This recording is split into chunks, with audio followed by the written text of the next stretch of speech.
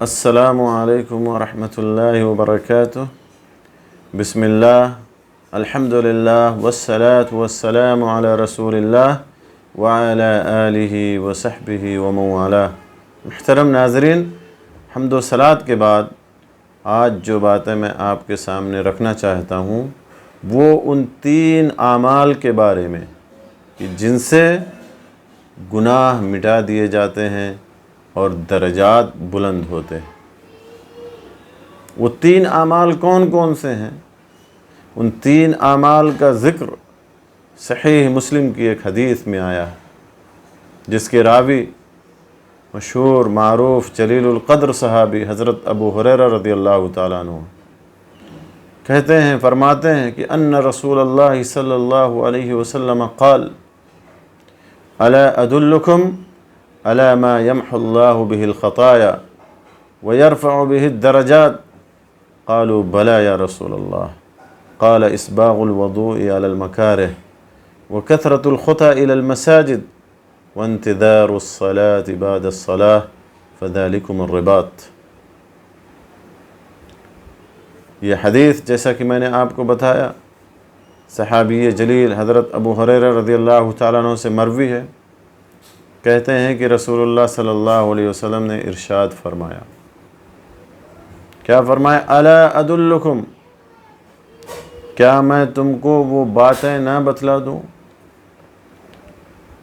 کہ جن سے گناہ مٹ جائیں، یا جن سے اللہ تبارک و تعالی گناہوں کو مٹا دیتا ہے اور درجات کو بلند فرما دیتا ہے، جنت میں درجات کو بلند کر دیتا ہے۔ تو صحابہ نے کہا کیوں نہیں اللہ کے رسول، آپ ضرور بتلا دیں، آپ ہمیں ضرور باخبر کر دیں ان اعمال کے بارے میں، ان چیزوں اور ان باتوں کے بارے میں کہ جن سے ہمارے گناہ مٹ جائیں اور درجات بلند ہو جائیں۔ تو آپ صلی اللہ علیہ وسلم نے کیا فرمایا؟ آپ صلی اللہ علیہ وسلم نے فرمایا کہ اسباغ الوضوء علی المکارہ، کہ تکلیف اور پریشانی کے باوجود کامل اور مکمل وضو کرنا۔ جاڑے کی شدت ہے، آدمی بستر پر ہے، گرم بستر پر کمبل کے نیچے ہے، فجر کی اذان ہوتی ہے، اس کے لیے اٹھنا ہے، بیدار ہونا ہے، وضو کرنا ہے، لیکن اس تکلیف اور پریشانی کو وہ شخص بخوشی برداشت کرتا ہے اور کامل اور مکمل وضو کرتا ہے، تو یہ عمل اللہ تبارک و تعالیٰ کو بہت ہی محبوب ہے، اور اللہ تعالیٰ اس کے درجات کو بلند فرما دیتا ہے اور اس کے گناہوں کو مٹا دیتا ہے۔ بیمار ہے، بیماری کی وجہ سے وضو کرنے کا دل نہیں کرتا، یا وضو کرنے میں مشقت اور پریشانی ہے، تکلیف ہے، لیکن اس تکلیف کو برداشت کرتے ہوئے وہ شخص کامل اور مکمل وضو کرتا ہے، تو اللہ تبارک و تعالیٰ کو یہ عمل بہت ہی محبوب ہے، اور اللہ تعالیٰ ایسے شخص کے درجات کو بلند فرماتا ہے اور گناہوں کو مٹا دیتا ہے۔ دوسرا عمل کون سا ہے؟ یعنی تکلیف، پہلا عمل تکلیف اور پریشانی اور مشقت کے باوجود کامل اور مکمل وضو کرنا۔ دوسرا عمل کیا ہے؟ دوسرا عمل آپ صلی اللہ علیہ وسلم نے فرمایا کہ وَكَثْرَةُ الْخُطَى إِلَى الْمَسَاجِدِ، کہ مسجد کی طرف کثرت سے جانا، یعنی جتنے زیادہ پاؤں کے نشانات ہوں گے مسجد کی طرف اتنے زیادہ اجر و ثواب ملے گا، اتنے زیادہ اللہ تعالیٰ آپ کے گناہوں کو مٹائے گا اور درجات کو بلند فرمائے گا۔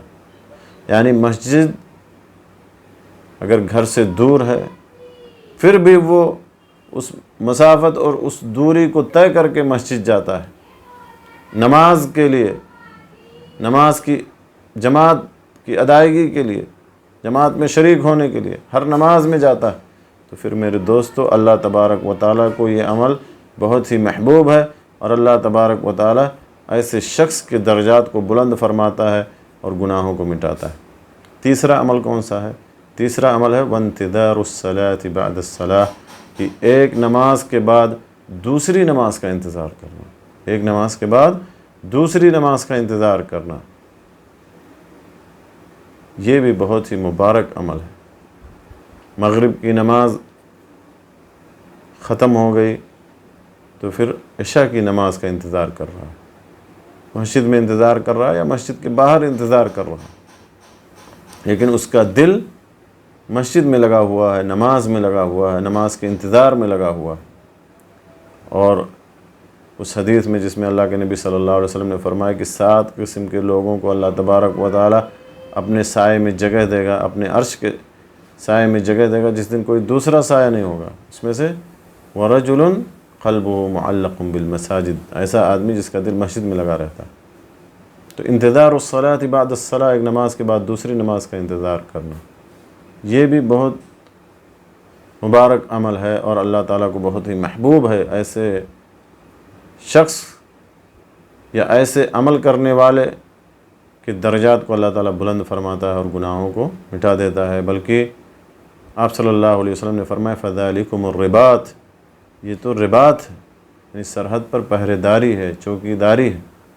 تو اللہ تعالیٰ سے دعا ہے کہ اللہ تعالیٰ ہمیں ان اعمال کو جاننے، سننے اور سمجھنے کے بعد اللہ ہمیں ان کی پابندی کرنے کی اور ان کے ذریعے سے اجر و ثواب حاصل کرنے کی اللہ تعالیٰ ہمیں توفیق بخشے۔ آمین۔ وآخر دعوانا الحمد للہ رب العالمین، وصلی اللہ علی نبینا محمد وعلی آلہ وصحبہ اجمعین۔